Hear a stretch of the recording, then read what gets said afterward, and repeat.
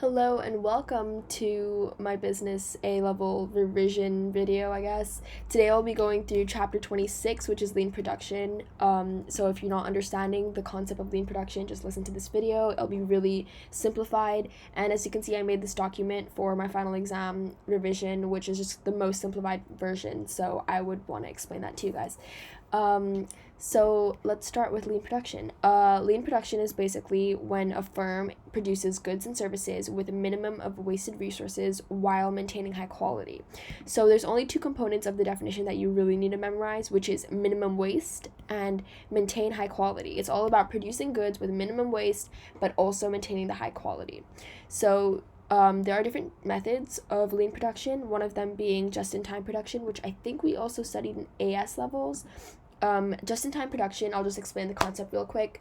It's when a firm orders their stock right before the production process actually starts. So instead of ordering a big amount of stock and keeping it in a storage area just in case for like further use purposes, they order a smaller amount and just use all of it up in the first production process, and then they keep ordering more and more and keep producing it.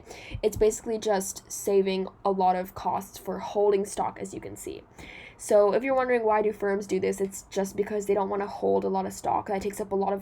That wastes a lot of resources, and it also takes costs of storage and even protecting the storage. So you know how there's like security alarms in storage areas in case there are thieves who want to steal, or like safety things, like things that basically involve costs.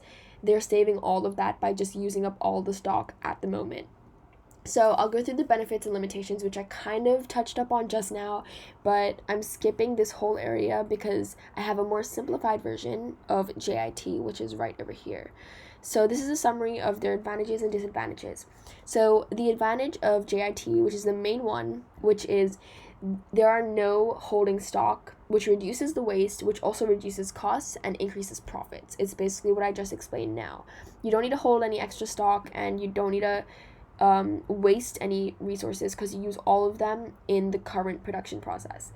And then the next one would be better motivation. So basically using JIT promotes employee participation and working incentives because workers are more driven to like use up all the stock. I honestly did not understand this that much. Like, it's not the best thing to write about. I think the main benefit would definitely be the first one, but if you guys have anything to add on, then just comment down below.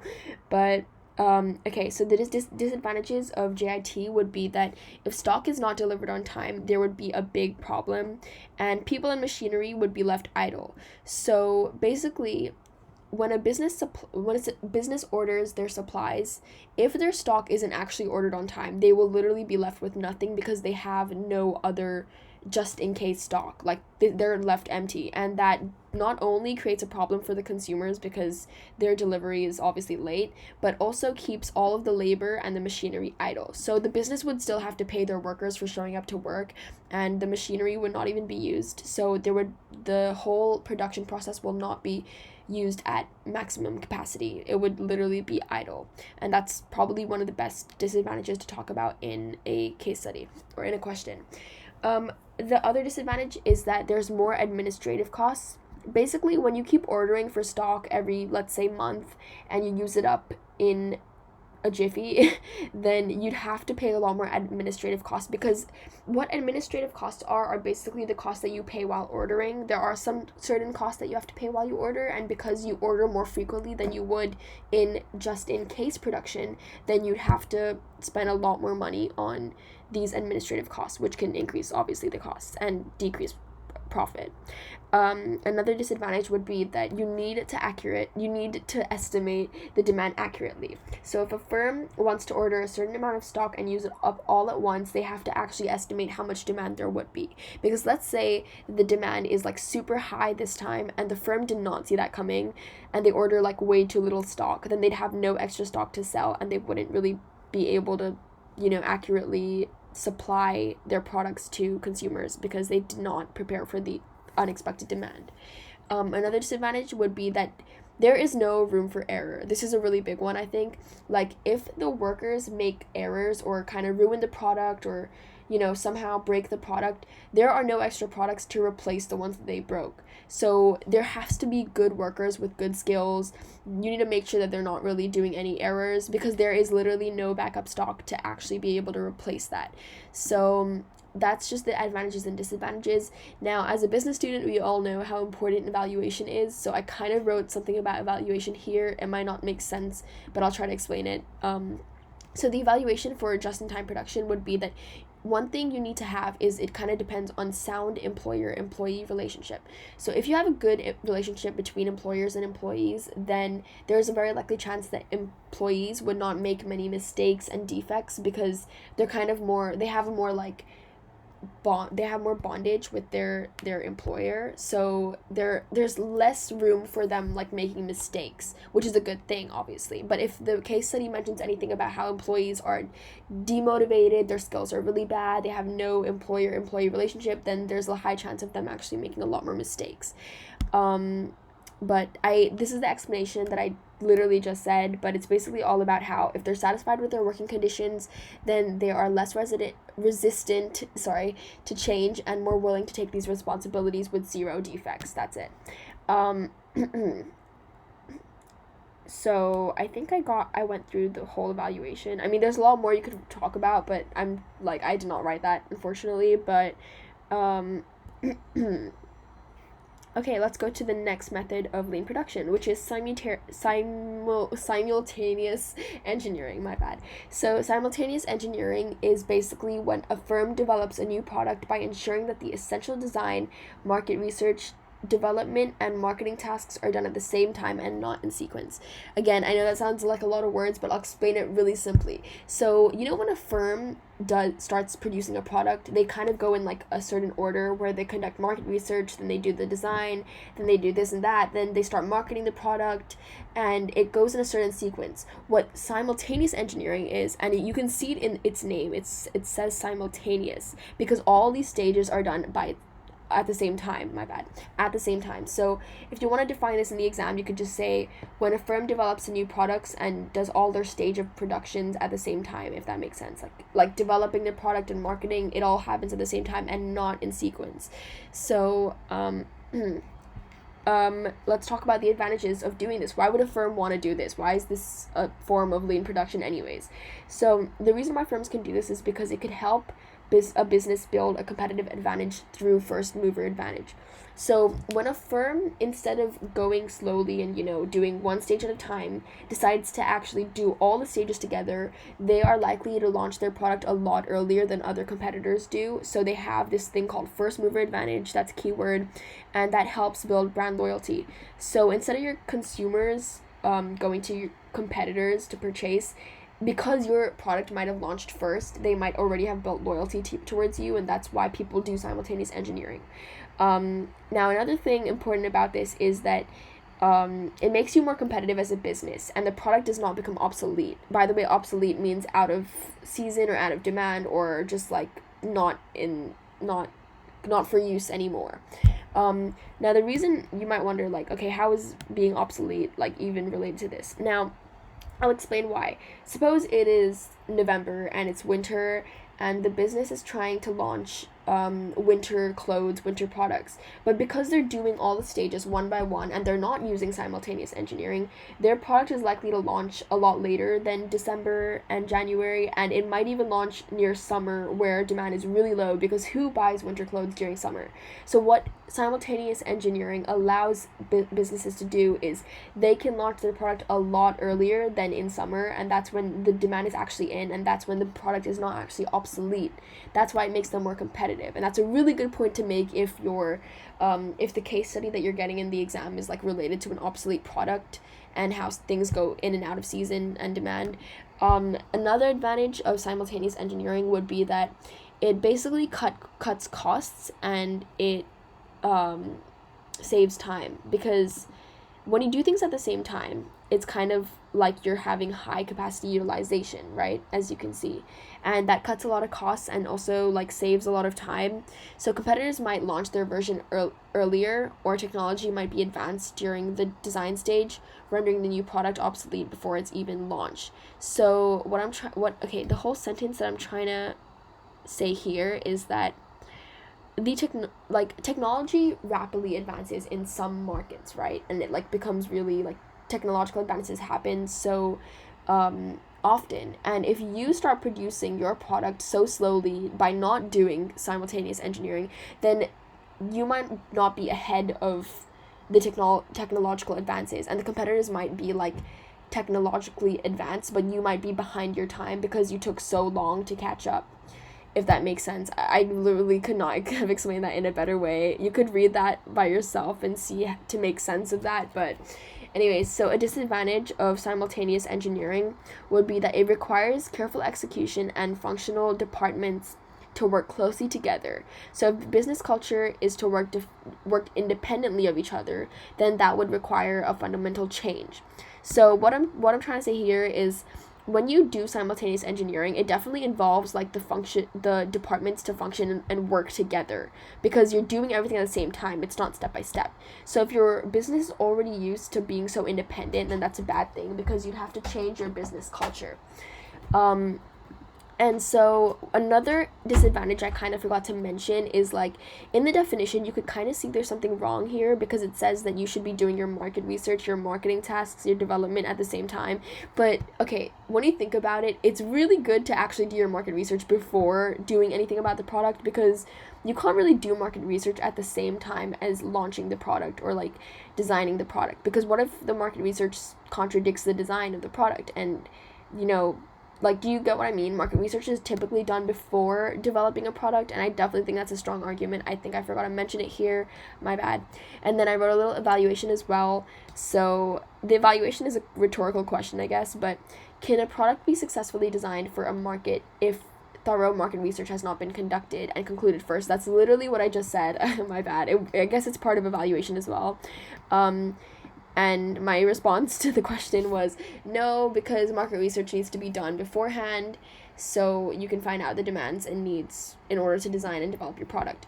Okay, let's move on to the third type of lean production, which is cell production. And cell production is basically when the production line is split into self-contained mini production units known as cells. So each cell produces a complete unit of work, such as a whole washing machine. And cells are responsible for the quality of their own completed units of work. So basically, think about it as a normal workforce is divided into these mini production groups called cells, and there are a certain amount of workers who work together to complete a certain unit of work, and they're responsible for the quality of their work. So the advantage of this would be that there's higher worker commitment and motivation, because you have the sense of ownership that you have to complete this certain task. So it's kind of like a form of job enrichment, which is like, making the job more entertaining and enjoyable for workers. And the next one would be increased productivity. So some may argue that cell production does allow a workforce to be more productive, but I guess there are some things that contradict that in the disadvantages. So a disadvantage would be that it requires a multi-skilled workforce. So you can't just organize your workforce to be in different units and cells where they do completely different pieces of work when they're not multi-skilled. You have to make sure that they're trained and skilled enough to do that. Another thing would be that workers need to accept responsibility. There are some workers who literally don't want to accept responsibility. They don't want to be in charge. Some people don't even like having ownership, as mentioned here. So if your workforce is kind of like that, then it could be a bad thing, because they might not want to accept their responsibility, and that might decrease their motivation levels. Next, it doesn't allow much machinery which can be efficiently used. So I guess in a sense that, like, because you're working in self-contained groups, there isn't really much like room for machinery to be used or like efficiently to be used. I kind of get that. Like, I don't know how else to explain it, but it definitely makes sense to me.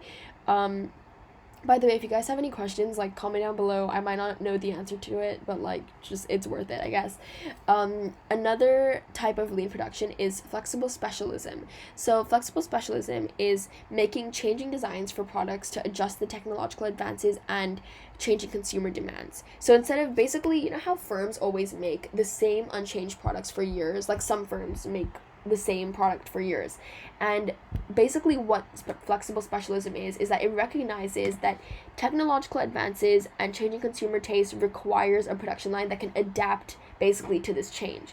So flexible specialism would basically include contracts like of flexible contracts to deal with changing demand conditions. So basically, you know how there's like flexible and part-time contracts that are given to employees. That's a really good way of doing flexible specialism, because you can have employees with different skills to come in and out of your business to actually meet the changing demand conditions. Another one would be that flexible machinery definitely would have to be used because it would enable a switch in design of the product. And then flexible and multi-skilled workers also, who have to perform different jobs, because this is all about being able to meet consumer needs that are changing, and also technological advances that are changing. So the benefits of flexible specialism is that, firstly, it has a quicker response to consumer demand changes. This is definitely a really big one, because flexible specialism is all about being flexible. And when demand is so fluctuating in a market, having a flexible workforce, having flexible machinery as stated here, and having multi-skilled workers are really good, because you can meet all of these demand changes. Another one would be that there would be a wider product range. So as we mentioned in the definition, instead of making unchanged products for years, what this recognizes is that there must be different sort of adjustments to like your products, and there should be a wider range. So this is definitely an advantage. Another one would be that reduced stock holdings. It reduces stock holdings as goods are made to order. So I can't really explain this very well, but when you make the good in flexible specialism, you're making it to the specific order of your customer, like in their, like whatever their taste is, and like whatever they've, asked for. So the stock holding isn't that much, because it's kind of like goods are made to order, if that makes sense. I really don't know how else to explain this, but let me just write R for grammatical reasons. And then lastly, there would be higher productivity. I definitely think like this one's a good advantage, because there's so much flexibility in the workforce. There's so many skills, and there's a lot more flexibility in the machinery, as well as in the contracts that are given to the employees. I definitely think it would have a lot of high productivity. And then let's talk about the limitations. So the limitations would include that the business needs to invest into up-to-date, expensive capital equipment, which can allow for flexibility. This is a limitation, because it's very expensive to invest into all these like flexible machines. So yeah, I guess you can argue that it kind of increases costs. Another one would be that increased training costs for staff, because you have to ensure that they're multi-skilled. So in order to have a multi-skilled staff, you'd have to train them to be multi-skilled, and that would take a lot of time and money. That would slow down productivity, but it would also be higher with costs. Next up, the staff on flexible contracts could lead to dissatisfaction and anxiety over worsening job security. So like we mentioned over here, flexible contracts are basically used for flexible specialism, because you have more flexibility with when you want the workers to work and when you don't want them to work. Now, this could be obviously good for flexible reasons, but it is bad in the sense that it might make the workers on this contract, the people who are only part-time workers, they might be dissatisfied and demotivated, because they don't have enough job security. They're not really a part of the business, they're just part-time workers, and they might be demotivated, leading to bad productivity, like less productivity, less efficiency, less worker incentive. Next method of lean production is quality assurance. I know there's like quite a lot, but it is what it is, and they're pretty simple when you think about it. So quality assurance is basically when a firm meets the quality standards at each stage of the production to ensure consumer satisfaction. So just to explain this better, when you produce a good, there are different stages of producing it. Like, there would be the stage of like packaging it, there's a stage of not designing, but like packaging it, certain components at different stages. Basically what firms do with quality assurance is that they basically monitor each stage So after each stage of production is done, they have to like make sure that the quality of the product is good, if that makes sense. So the advantage of quality assurance would be that there is no wasted product at the end. Basically, let's say you're producing a toy, and the first stage of production is like you put in the wheels, and the second stage is like you put in the screws, and the third stage you package it, and then at the very end you realize, oh my god, the quality is bad, there's something wrong with this material, or it could easily be broken, or someone in the production process did not be able to screw in the wheels properly. That's when the whole product goes to waste, and so much time was wasted. Whereas if you do quality assurance, at each stage of making that toy car, it is checked and tested to see if it meets quality standards. So basically there's no waste at the end, because if it was a bad product in the beginning, it would have been identified at the very beginning of the production process. The next advantage would be that it ensures that the business is competitive. Definitely quality is a big part of being competitive. It's not all about price, it's also about how amazing your quality is. So that's the easiest explanation I can give you. The next one would be that there's better employee and management training. I definitely agree with this one. Like, it's pretty obvious when you're always tested for quality, you're probably going to be better at like your job, and there's better training going on, if that makes sense. Okay, now let's talk about the disadvantages of quality assurance. So a disadvantage would be that it is very time consuming. I mean, maybe not very, but like it is definitely time consuming. It requires a lot of time to train the staff and to perform this whole assurance. So I guess you could say that productivity does slow down because of it. Next up, you need specialist staff oh my god, my bad. You need specialist staff to test products. So I don't know where to find the specialist staff. You might have to pay them. It's kind of a hassle. And then quality may deteriorate through the testing. So this was actually quite an interesting one. It made sense to me for sure. So if you keep testing for the quality at each stage of the production process, like let's say you test the car to see if it breaks by dropping on the floor. What if you are slowly breaking the car in the production process, or you're kind of ruining it, or you're fidgeting with it too much, that by the end of the process, when it's given to the consumer, it's actually really bad because it's already been like tested a lot? That's actually a pretty good one to put in, I guess. Equipment costs for testing, definitely, yeah, like if you have a certain equipment that you're using for the testing process, then that would obviously take up a lot of costs. Next up, stopping production to trace and correct quality problems will disrupt output. This one's self-explanatory, but it's kind of about how the productivity is slowed down and the output might be like lower than usual because of how often the production is being stopped just so they can be like, wait, let me test it. It's kind of annoying procedure. Okay. Next up, we have total quality culture or total quality management, or like TQM, I guess. So it's a specific approach to quality assurance that aims to develop a quality culture throughout the firm. And basically, it contains quality chains in which each person or team treats the receiver of their work as they were an external customer and adopts a target of first right time or 0 defects. Every employee becomes responsible for quality, and they are empowered to take corrective measures if quality is unacceptable. To simplify that, I will make this easy for you guys, okay? It's a way of approaching this thing we just talked about, quality assurance. It's a way of approaching it where you treat your employee, so like there's this thing called quality chains in which each person in the team treats the receiver of their work as an external customer. So whoever is the one testing their work, you have to look at them as if they are your customer and they're not your, the specialist who's testing your work. You have to literally pretend that they're external customers, and you basically have to be responsible for all the quality that, all the defects that are made, and you have to take corrective measures if quality is unacceptable. So just to summarize, again, you treat the person who's testing your product as if they were an external customer themselves, and if your quality is not up to standard, then you have to take corrective measures, and that's actually a really good approach in some ways. So the benefits of TQM is simple motivation, because it's kind of more empowering that like there's this whole procedure, like you have to pretend that they're the customer, you have more responsibilities on your shoulders. It's more empowering, definitely. You take a lot more responsibilities, and there's more job enrichment. So I definitely think it's like it meets Herzberg's motivational factors.